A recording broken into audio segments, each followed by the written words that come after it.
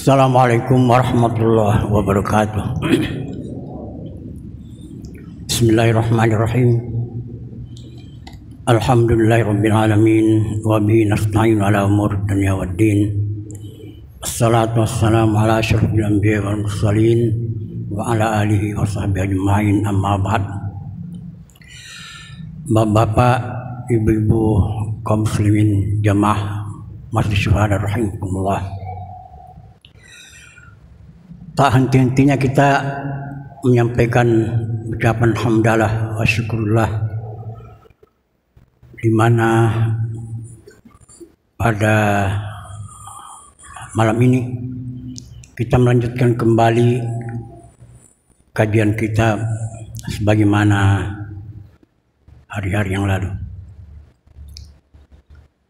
Salawat dan salam semoga selalu tertuju dan curah kepada junjungan kita Nabi besar Muhammad SAW yang telah mewariskan kepada kita satu din, yaitu dinul Islam, satu-satunya agama dicintai Allah, di mana dengan ajaran agama ini dapat menyelamatkan kehidupan kita dunia dan di akhirat nanti. Jamaah rahimakumullah, pada pertemuan kita yang lalu kita sudah membahas tentang kesucian lahir dan batin dalam konteks ibadah. Artinya sempurnanya ibadah harus bersih lahir dan batin. Bersihnya lahir berarti menyempurnakan syariat, dan bersihnya batin atau hati dapat mencapai tingkat hakikat dalam ibadah.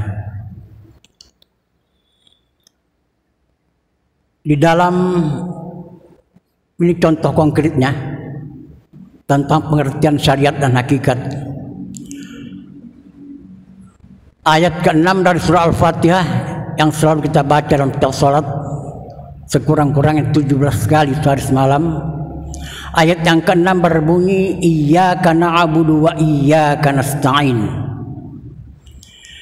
Iyyaka na'budu itu bapak-bapak adalah bentuk syariat, sedangkan wa iyyaka nasta'in itu adalah hakikat. Para ulama kita banyak mengatakan bahwa banyak orang berhasil dalam tingkat syariat dengan menyempurnakan syarat rukunnya, menyempurnakan yang sunat-sunatnya, tapi sangat sedikit yang mencapai tingkat hakikat.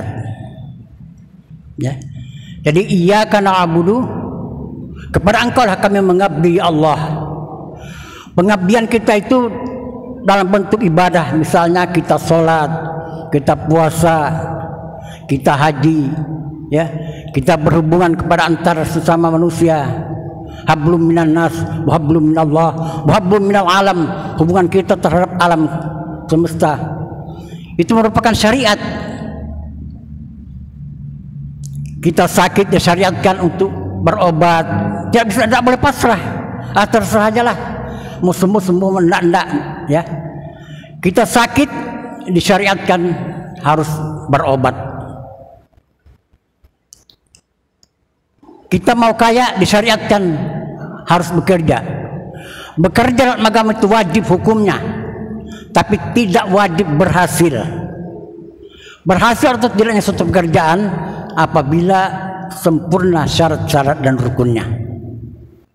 Itu tingkat keberhasilan. Nah, iyyaka nasta'in, kepada Engkau lah kami memohon pertolongan. Nah, kadang-kadang kita asik dalam beribadah, asik dalam melaksanakan syariat, tapi lupa memohon pertolongan kepada Allah Subhanahu wa taala. Padahal inilah hakikat ibadah itu. Artinya kita selalu memohon pertolongan dan bantuan kepada Allah. Kita selalu menyebut harapan taufik, hidayat, inayah dari Allah Subhanahu wa taala. Sebenarnya ini hakikat. Ya. Hakikat yang perlu dipahami oleh setiap orang yang beribadah.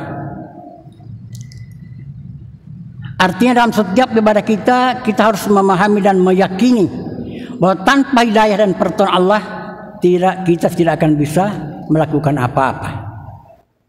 Tanpa bantuan hidayah dan pertolongan Allah kita tidak bisa berbuat apa-apa. Karena kita kan meyakini bahwa la haula wala quwata illa billah. Kita ini tidak ada daya, tidak ada kekuatan terkecuali semata-mata bantuan dari Allah Subhanahu wa taala.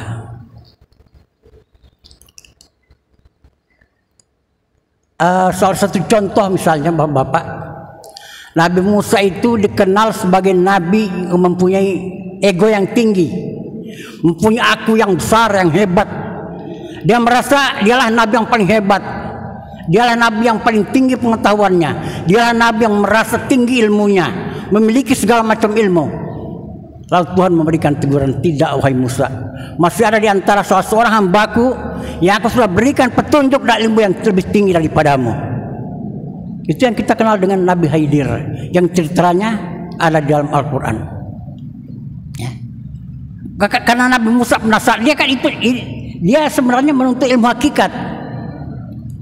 Ya, disuruh oleh Allah Subhanahu wa taala mencari ilmu hakikat kepada Nabi Khidir. Karena ternyata dalam Islam ini dia hanya menyempurnakan ilmu syariatnya saja, hakikatnya belum dapat. Lalu dia minta izin kepada Allah, pertemukan ya Allah saya kepada Nabi yang telah engkau berikan ilmu pengetahuan itu. Nah, itu ceritanya panjang Bapak dalam Al-Quran, ya.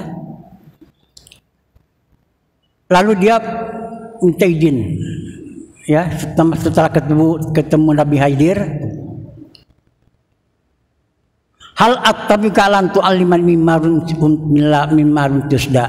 Apakah saya boleh ikut kepada kamu, belajar kepada kamu tentang ilmu hakikat yang telah kamu berikan, yang telah diberikan Allah kepadamu? Kata Nabi Musa, innaka lan tastati'a ma'a sabra. Saya yakin kamu tidak bisa sabar kalau belajar dengan saya. Enggak, kata Nabi Musa, insyaallah. Satu ini sabiran. Engkau akan melihat aku sabar, aku berkesabaran. Sebab kata Nabi Khidir, syariat itu ialah ilmu yang tertulis, yang terlihat, yang terbaca. Tapi hakikat itu ialah ilmu yang tersirat di dalam yang tersurat. Nah, itu ilmu hakikat. Contoh misalnya, ya, ketika Nabi Musa menaiki sebuah perahu, lalu perahu itu dibocorinya, ditembusnya. Kata Nabi Musa, kenapa maka dibocori perahu orang ini? Maka perahu baru. Nah, kenapa? Itu sudah, karena dia tidak tahu hakikatnya, tidak tahu dia ilmu hakikatnya belum ketemu. Kata Nabi Khidir, innaka lan tastati'a ma'a sabra. Selalu kupadahkan ikan karena kau sabar lawan aku. Kata Nabi Musa, maafkanlah saya lupa. Kemudian ketemu lagi dengan anak kecil, dibunuhnya lagi. Kata Nabi Musa, kenapa jadi dibunuh lagi anak ini? Nah, kan sudah kasih tahu, innaka lan tastati'a ma'a sabra. Berapa kali ulang dalam ayat Al-Quran ayat itu. Kamu tidak bisa sabar, menuntut ilmu hakikat itu tidak mudah. Dan seterusnya. Nah, sampai akhirnya dikatakan, setelah 3 kali bertanya, apabila engkau bertanya sekali lagi, kata Nabi Khidir, fala tusahibni, kamu jangan lagi menemani aku. Karena sudah sampai batas waktunya kita harus berpisah.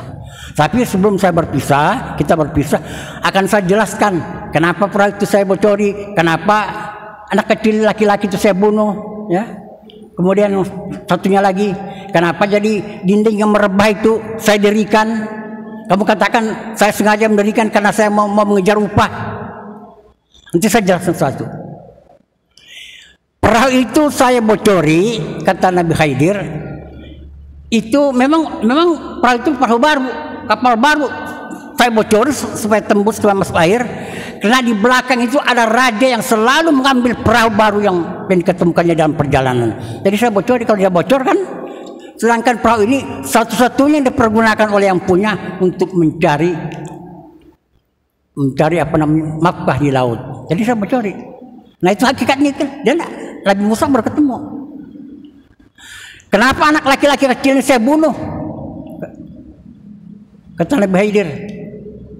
Karena di dalam diri anak-anak kecil ini ada tanda-tanda kekafiran, tanda-tanda kekufuran.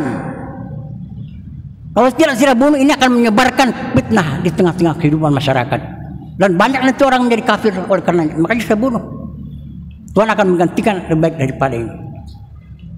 Nah, adapun dinding yang merebah di tengah kota ini saya dirikan karena di bawahnya ada harta benda anak yatim yang sedang duduk di atasnya itu. Kalau saya tidak dinding yang sudah rebah saya tegakkan kembali, harta ini tidak bisa mereka peroleh. Padahal itu adalah harta warisan dari para orang tuanya. Jadi memang ilmu hakikat ini tidak semudah yang kita bayangkan. Rasulullah bersabda, "Inna likulli syai'in syari'atan." Sesungguhnya segala sesuatu itu inna likulli syai'in haqiqatan. Sesungguhnya segala sesuatu itu memiliki hakikat. Wala yablugul 'abdu haqiqatal iman, dan seorang tidak akan bisa mencapai hakikat keimanan hatta ya'lamu anna ma asabahu lam yakun yukhtihihu wa anna ma akhtahu lam yakun yusibahu. Sampai dia mengetahui bahwa segala sesuatu yang bisa membawakan kebaikan kepada dirinya, insya Allah tidak akan bisa membawa keburukan kepada dirinya. Dan sebaliknya, segala sesuatu membawanya kepada keburukan tidak akan bisa mendapatkan kebaikan daripadanya.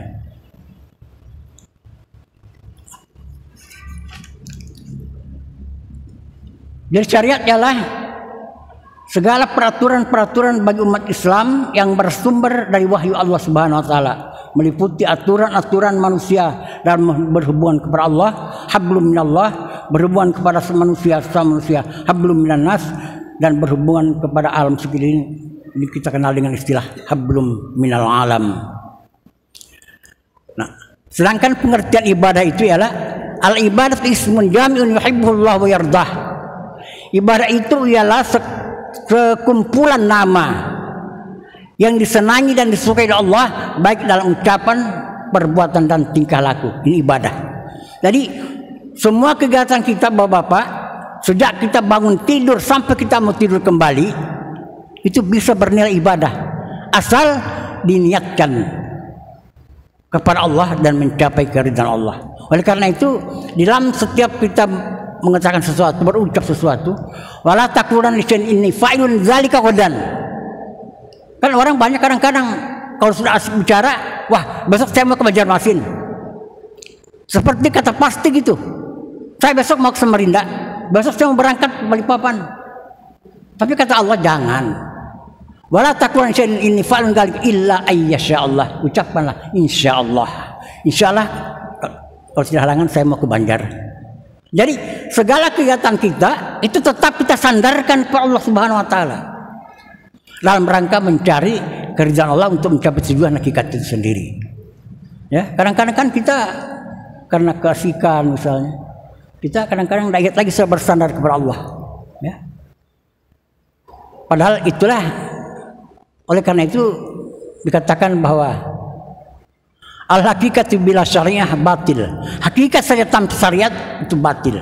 Sedangkan syariat tanpa hakikat itu tidak sempurna. Malah ada yang mengatakan bahwa amal kita kosong atau bolong tanpa hakikat.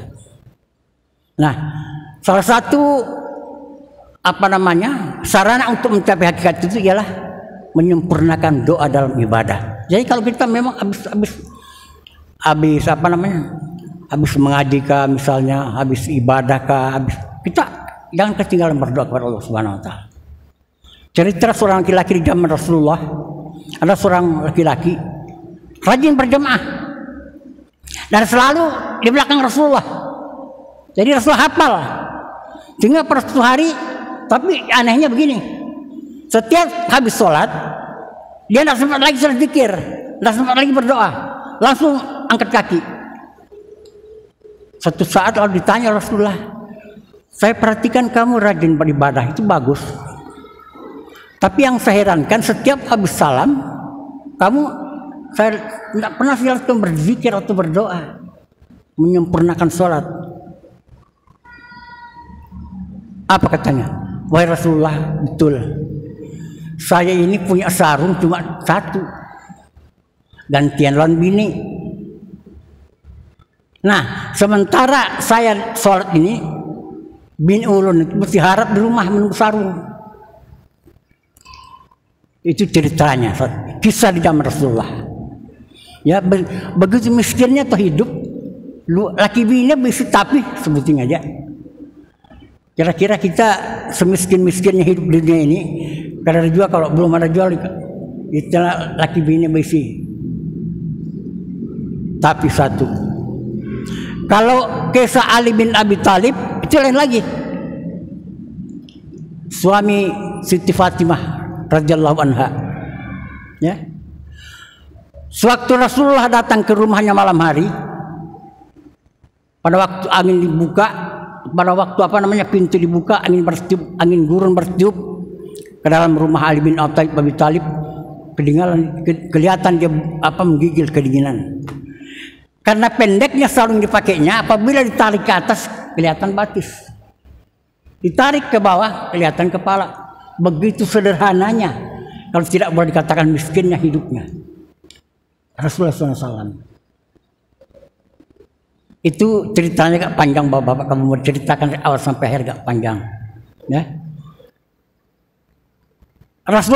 Ternyata Rasulullah mendatangi rumah anaknya itu mengajarkan zikir.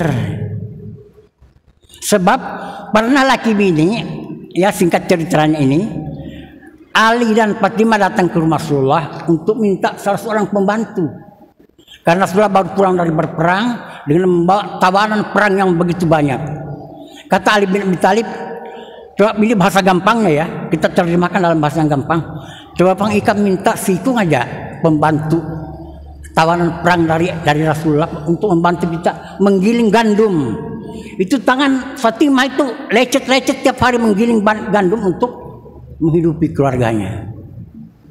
Itu kan Nabi Muhammad itu kan bapakmu. Coba Ikam ke sana, datanglah dia malam hari ke sana. Rasulullah sudah tahu, Rasulullah itu kan ini begitu datang anak yang sangat dicintainya, dia sendiri menyambut di pintu. Tapi Rasulullah berkata, apa keperluanmu nak datang ke sini malam-malam? Enggak ya, cuma sekedar silaturahmi aja, jalan-jalan aja. Keinginan yang kuat itu tidak sempat disampaikan, pulang dia. Sampai di rumah kata Ali bin Abi Thalib, apa hasilnya? Kalau sampat mengaku pandir. Itu bahasa kita nih lah. Kalau sempat, kenapa? Kada purun rasanya aku minta. Jika mari sudah, beban lakinya sudah. Malam besoknya Ali bin Abi Thalib datang lagi. Assalamualaikum ya Rasulullah. Waalaikumsalam. Rasulullah sudah mengetahui ini keperluannya pasti sama dengan bini tadi malam. Tapi juga tidak terucapkan, tidak sampai hati. Minta tenaga satu orang tawanan perang untuk membantu menggilingkan gandum di rumahnya. Akhirnya pulang ke rumah dengan tangan hampa. Jadi kata Ali dan aja sudah berdua kita malam esok datang ke rumah Rasulullah. Sebab rumah Ali bin Abi Thalib dengan Rasulullah itu sangat dekat, Pak. Dalam riwayat dikatakan kalau jendela rumah Nabi dibuka, ujung jendela itu bersampuk, saking dekatnya.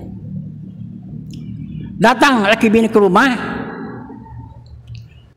apa? Coba ucapkan sudah apa keperluanmu?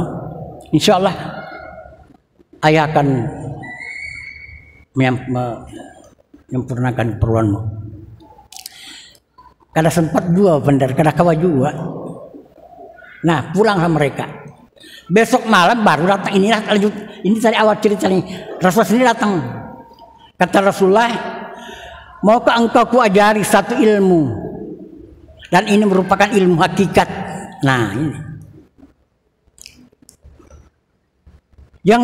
Yang ilmu ini kalau kamu amalkan lebih baik daripada bumi dan segala isinya.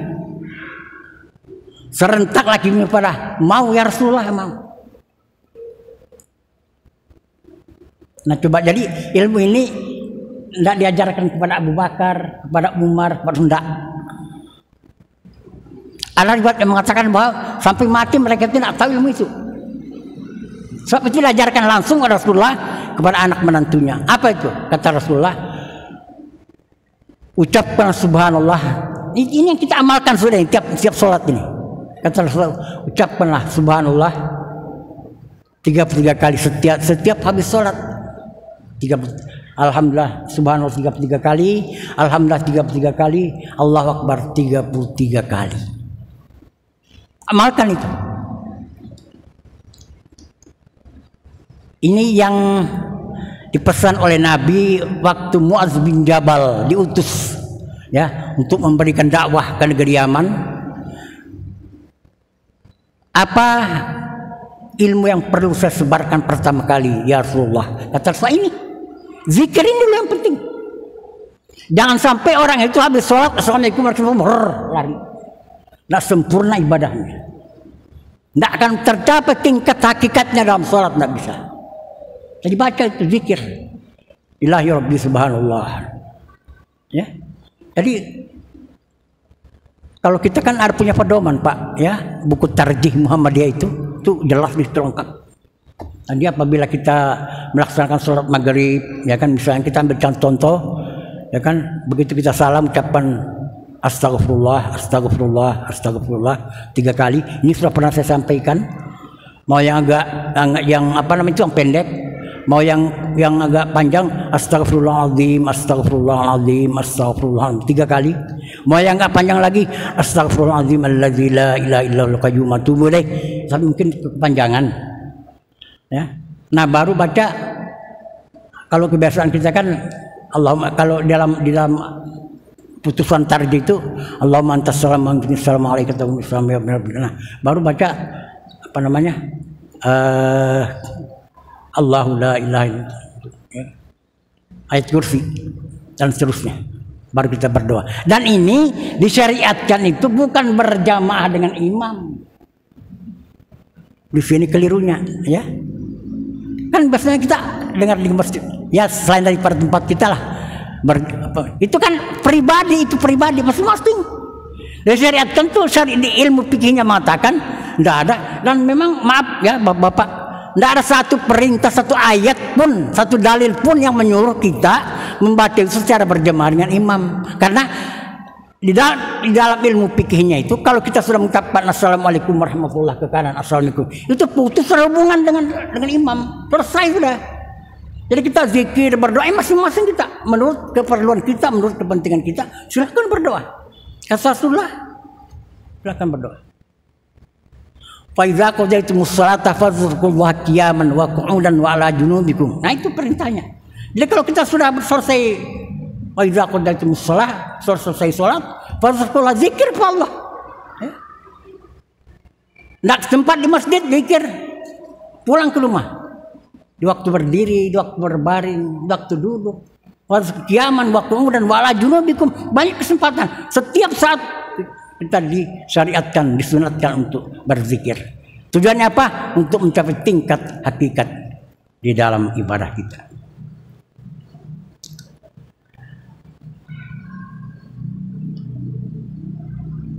Di dalam Al-Quran surah Al-Jasiyah ayat 18 Allah berfirman, summa ja'alnaka ala syariatin minal amri.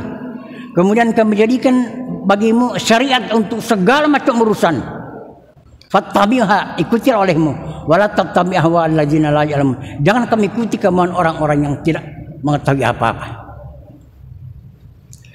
Dan syariat agama itu tidak bisa diganti atau dirubah maupun ditambah atau mau dikurangi karena sudah sempurna. Hal ini ditegaskan Allah dalam Al-Quran surah Al-An'am ayat 15 yang berbunyi wa tammat kalimatu rabbika sidqan wa lam badil kalimati wa huwas samiul alim. Dan telah sempurna kebenaran dan keadilan dari Tuhanmu dalam syariatnya. Jelas seorang pun yang boleh mengganti atau menukar ketentuan itu, dan dialah yang mendengar lagi maha pengasih. Jadi syariat ini bapak-bapak kita tidak boleh lagi tidak boleh membantu, tidak boleh menambah, mengurangi, ya karena sudah sempurna dari asalnya. Nah, di samping itu, Bapak-bapak, kita perlu juga mengetahui sesuatu yang bisa merusak syariat agama kita. Syariat Islam yang mulanya murni dan luhur, dalam perjalanannya dihadapkan kepada berbagai tantangan-tantangan sehingga wajah syariat Islam tidak lagi murni seperti pada zaman Rasulullah SAW. Bayangkan, puluhan tahun setelah Rasulullah berpulang ke rahmatullah, hampir setiap hari Anas bin Malik ditemukan di Masjid Madinah selalu menangis di dekat mimbar Rasulullah. Sahabat bertanya, kenapa engkau kelihatannya selalu menangis? Kata Anas bin Malik, bagaimana saya tidak menangis melihat tata cara ibadah sekarang yang sudah jauh menyimpang dari ajaran Islam. Itu hanya beberapa tahun, Bapak-bapak. Apalagi kita sekarang ini sudah hampir 1500 tahun ditinggalkan Rasulullah. Nah, bagaimana? Tidak ada yang menjamin keaslian, sudah ada. Dan Rasulullah sudah memprediksi. Oleh karena itu kata Rasulullah, itu sering saya sampaikan di majelis ini, tugas kita ialah menghidupkan kembali sunnah Rasulullah SAW. Kalau mau ajaran Islam ini selamat, hidupkan sunnah Rasulullah. Coba Bapak lihat, ya, kalau misalnya yang sudah naik haji misalnya, orang melihat beribadah di tanah Arab di masjid itu, kalau kita lihat, kalau orang pemula bingung memang melihat, ya, bingung melihat. Kita kan kalau sudah takbir disunatkan, kita sebelum takbir malah kita disunatkan lihat ke tempat sujud, baru kita angkat takbir. Orang hitam lain, orang hitam kami Bapak mungkin yang sudah, orang hitam sudah takbir, itu mulut, ini mencari kawal. Nah, kalau ketua, nah ini kan, ini kan sebatal nih, 3 kali gerak di luar perintah itu sebatal. Itu mau dituruti, jangan, salah. Jadi itu salah satu contoh. Oleh karena itu kata Rasulullah, sebelum kita beribadah itu al ilmu qabla al amal. Carilah ilmu sebelum kita beramal. Ya, karena ilmu, karena amal ibadah dilaksanakan secara buta-buta, ya. Saya anggap buta-buta, istilah tanpa ilmu itu bisa salah. Contoh, sholat itu adalah seutama-utama ibadat, ya. Sholat itu adalah sebaik-baik ibadat dan seutama-utama dan penentu segala ibadah adalah sholat. Tapi kita tidak bisa sholat sembarangan. Ada tempat-tempat yang tidak dibolehkan kita sholat. Contoh, salah satu contoh, di sumur Zam-Zam. Tapi ternyata saya perhatikan kok banyak orang-orang kita sholat. Coba, kenapa? Ini karena tidak ada ilmu, tidak ada ilmunya, tidak tahu ilmunya. Sholat itu yang bagus. Sholat di bawah Ka'bah di sumur Zam-Zam, ya. Ka'bah kan di atas, menghadap kemana? Ke sumur Zam-Zam. Habis sholat saya tanya, Pak, sampean tadi sholat? Iya Pak, sholat saya. Menghadapnya kemana? Ke sumur Zam-Zam. Masya Allah, di mana-mana dapat ilmu. Ya, saya bilang maaf, Ka'bah kan di atas Pak. Kalau sampean mau sholat tentang. Tapi memang tidak boleh. Kan petugas teriak-teriak, maafis sholahuna, hajjah, maafis sholahuna. Tidak ada sholat di sini. Doa faqat, doa aja kita di situ. Tapi karena itulah saya katakan bahwa karena ketidaktahuan, tidak punya ilmu, akhirnya ya sembarang sholat sembarang tempat. Di tempat penyembelihan kita tidak boleh sholat. Di dekat pembuangan sampah kita tidak boleh sholat, ya kan? Di kandang-kandang kami tidak boleh kita sholat. Termasuk di atas Ka'bah, di puncaknya itu tidak boleh sholat. Malah kita disunatkan di Hijr Ismail itu. Suatu saat Siti Aisyah radhiyallahu anha, istri Rasulullah, merengek-rengek kepada Rasulullah, Rasulullah, saya kepingin sekali masuk dalam Ka'bah sholat. Bagaimana caranya? Rasulullah menarik tangan istrinya, masukkannya ke Hijr Ismail. Nah, sholat kamu sini. Sholat di Hijr Ismail ini sama dengan sholat dalam Ka'bah. Karena memang menurut sejarah Ka'bah, itu Hijr Ismail yang batu melengkung itu sebenarnya Ka'bah itu sampai di sana, dibangun. Cuma karena bahan bangunannya itu tidak sampai, tidak cukup, nah sudah sampai di situ saja. Ya. Kata Nabi Ibrahim, kita tandai aja sudah dengan lingkaran seperti ini. Oleh karena itu kita disunatkan sholat dan berdoa di Hijr Ismail. Salah satu tempat yang paling makmur di antara 15 tempat, 15 titik yang sudah ditentukan oleh Rasulullah. Memang tidak ada sejengkal tanah yang tidak makmur tempat berdoa di tanah suci, baik di Mekah maupun Madinah. Tapi Rasulullah mengatakan ada 15 titik yang apabila salah seorang hamba berdoa di atasnya, saya sebagai Tuhan, kata Allah, malu kalau tidak mengabulkan permintaan hamba. Dan tidak berkelebihan kalau saya pribadi sudah melihat buktinya. Memang kalau kita sholat fardu Pak, tempat itu kosong, ya. Itu Hijr itu kan kosong. Di situ tempat mayat aja di situ kalau kita sembahyang.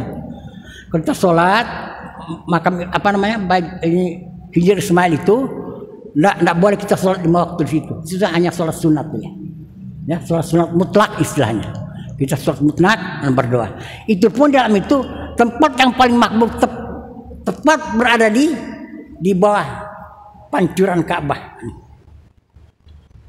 Pantas saya lihat kalau saya naik di tingkat 2, saya lihat laskar-laskar itu, kalau dia berdoa pasti di bawah pancuran Ka'bah. Salah satu titik tempat yang paling makbul berdoa dalam itulah di Hijr Ismail. Oleh karena itu orang berebutan. Saya jujur aja Pak, nggak sempat sholat saya karena memang kalau mau sholat paling aman tuh di pinggir, ya, mundur ke pinggir. Kalau perlu barang kita ini bersampuk di pinggir belakangnya itu, nah itu aman sholat itu. Artinya nggak lagi so menyuruh-nyuruh Pak. Nah kalau berdoa silahkan berdiri di depan di bawah mizab dan talang-talang pancuran emas itu. Nah kemudian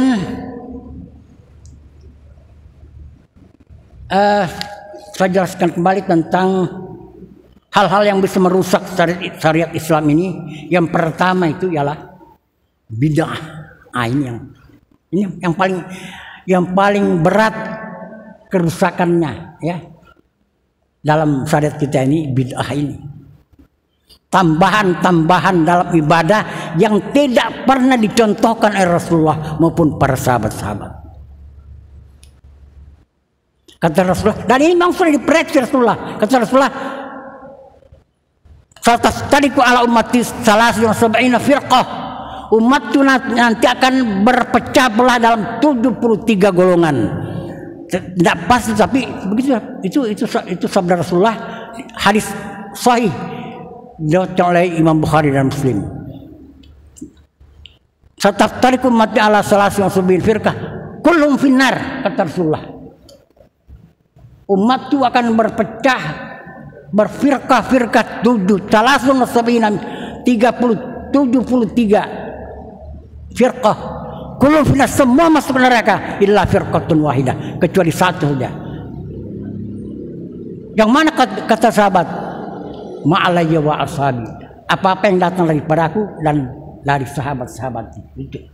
Sekarang ini kan banyak macam-macam ibadah tambahan, karena ada pendapat yang sebagian orang mengatakan siapa yang banyak amalnya itu masuk surga. Itu menurut orang. Jangan menurut orang itu beribadah, menurut Nabi, menurut sunnah Rasulullah, itu yang betul.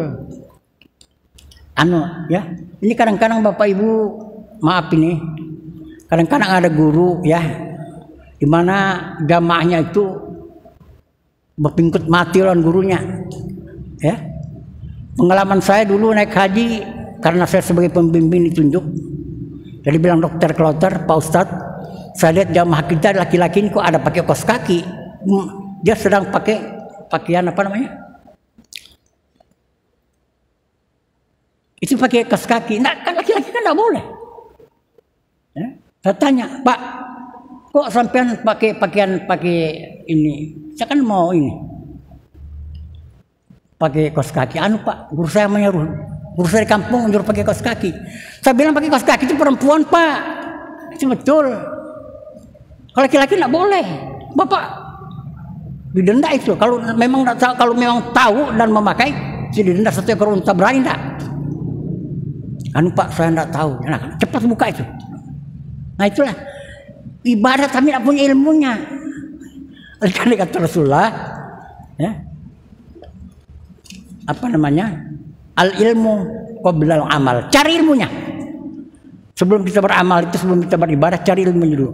Ya, seperti pernah saya sampaikan di sini, kun aliman. Jadilah orang yang berilmu, artinya cari ilmu dulu. Belajar dulu. Ya, tidak bisa baca, tanyakanlah. Mutaliman, atau orang yang mengajar ilmu, jadi guru. Mustami'an, atau jadi pendengar, rajin mendengar, menghadiri ceramah, ya, tajwid, majelis pengajian dan sebagainya. Wala takun robian, jangan jadi orang keempat. Artinya jadi orang keempat itu mencari ilmu tidak, jadi guru tidak, rajin mendengar tidak. Fatuhliku, kalau jadi orang keempat kamu akan rusak, kamu akan hancur. Ini pesan Rasulullah dalam kesempurnaan ibadah kita. Nah, beda ini Bapak, ya. Banyak sebenarnya. Kalau kita mau butiri satu persatu itu Masya Allah. Memang, tapi kalau kita apa namanya? Kita kemukakan di dalam orang-orang yang tidak mengerti, ya, terutama di luar lingkungan kita, wah itu kita memang dapat tantangan yang berat karena sudah mendarah daging, ya. Sudah mendarah. Sebab bid'ah inilah salah satu kebiasaan yang merusak ibadah. Karena nilai setitik rusak susu sebelanga. Nah itu kuncinya di situ. Contoh misalnya, ya. Banyak contohnya. Ini saya inventarisir banyak sekali ini. Ya. Misalnya saja, tapi ini memang agak berat memang ya, karena ini sudah meredagi masyarakat. Misalnya doa nisfu Sa'ban, ini para puasa kita nih. Ya. Doa nisfu Sa'ban itu saya nggak ngerti itu dasarnya di mana, ilmunya kan. Puasa nisfu Sa'ban kita nggak ngerti. Ada pengalaman saya Pak, ya. Saya menyelesaikan pendidikan di Samarinda itu, saya pulang pas pertengahan Sa'ban, nisfu Sa'ban. Jadi saya dari Samarinda itu karena satu asrama itu puasa semua, ya saya ikut-ikutan aja. Sampai di Penajam, di tempat orang tua saya, jam 11 siang. Bilang mama saya almarhum, makan sudah nak? Sarapan. Saya bilang anu mak, saya puasa. Bilang bapak saya, sejak kapan Nabi Muhammad puasa di Sa'ban? Wah, saya langsung aja buka, memang lapar. Ya, di mana dalilnya? Kamu dapat di mana? Itu yang kamu peroleh di sekolah. Wah, saya marah begitu, lah enak juga saya rasanya. Ya, itu yang kamu peroleh kamu sekolah di Samarinda. Kecuali kata Nabi, kalau orang yang terbiasa puasa Senin Kemis atau puasa Ayyamul Bid, hari-hari putih 13, 14, 15 setiap bulan apa namanya? Tiap bulan, ya bulan Arab, bulan Syamsiah, silakan enggak apa-apa. Kalau pas kena hari apa di susah itu lagi masalah. Tapi kalau berkurina berniat untuk itu, ya, maaf ya ini. Di Depak itu kan begitu. Kalau selain nisfu Sa'ban, ya rame-rame orang puasa, silakan aja. Jadi Pak Sagor almarhum dalam kapasitasnya sebagai ketua umum Majelis Ulama, bilang Pak Sagor, saya mengikuti Pak Sarip aja. Itu Pak Sagor, ketua umum Majelis Ulama dulu. Kalau Pak Sagor bilang kalau Pak Sarip puasa nisfu Sa'ban, saya puasa kalau enggak. Dan Pak Sagor ya itu ya misalnya. Jadi sampai sekali lagi orang-orang yang sudah terbiasa puasa sunat Senin Kemis, kalau jatuh pada nisfu Sa'ban itu no problem, tidak ada masalah. Atau misalnya berpuasa pada hari-hari putih 11, 12, 13 setiap bulan, itu tidak ada masalah ya. Cuma yang menetapkan niat tertentu untuk itu, ya termasuk misalnya talqin di kuburan, ya itu, ya itu Imam Syafi'i sendiri menyatakan tidak ada dasarnya itu. Jadi Imam Syafi'i mengatakan tidak, tapi Syafi'iyahnya mengiyakan, pengikutnya yang mengiyakan. Ya, Lakinu fiha mautakum la ilaha illallah. Talkinkan orang yang mau menghadapi yang sedang sakratul maut, itu yang talkinkan. Dilafazkan kalimat la ilaha illallah. Itu pun di telinga kanannya kata Rasulullah. Sebab barang siapa yang akhir hayatnya mengucapkan la ilaha illallah, dakhala jannah, pasti masuk surga. Tidak ada keraguan-keraguan. Nah itu bukan talkin di atas kuburan. Kasih di Quran sudah jelas, innaka la tusmi'ul mauta wa la tusmi'us summa du'a. Kamu tidak bisa memperdengarkan orang yang sudah kubur, ya alamnya sudah lain.